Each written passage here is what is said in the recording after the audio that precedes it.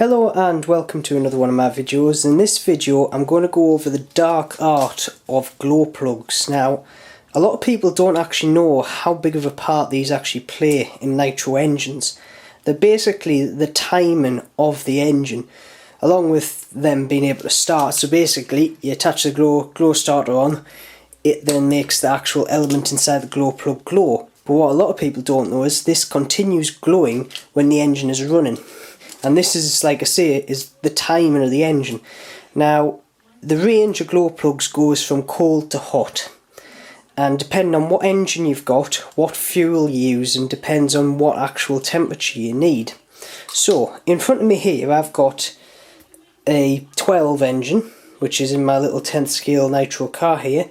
And in my buggy I've got a 36. Now, basically, so this one here is 3 times the size of this one. Now, a lot of people get the actual hot, how hot you need a glow plug the wrong way around. You actually need a colder glow plug for the bigger engine and a hotter one for the smaller one.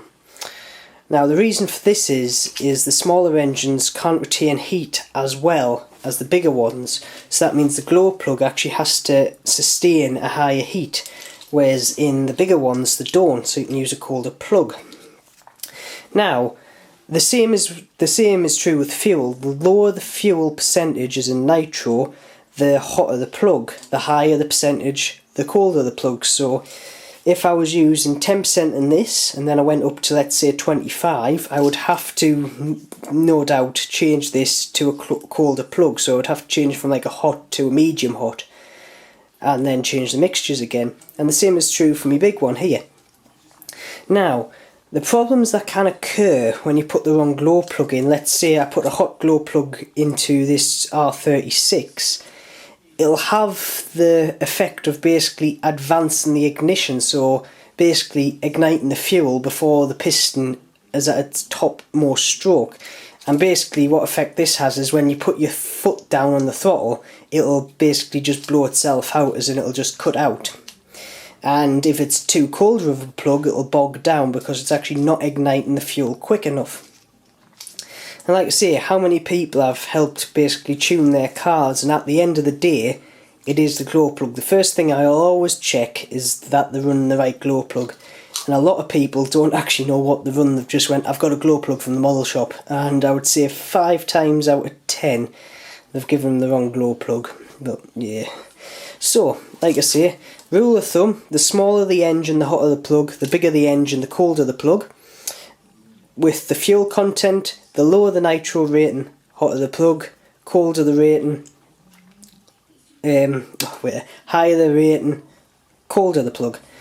And this, for most big engines above 21, and obviously 36, a good basic plug is this OS 8.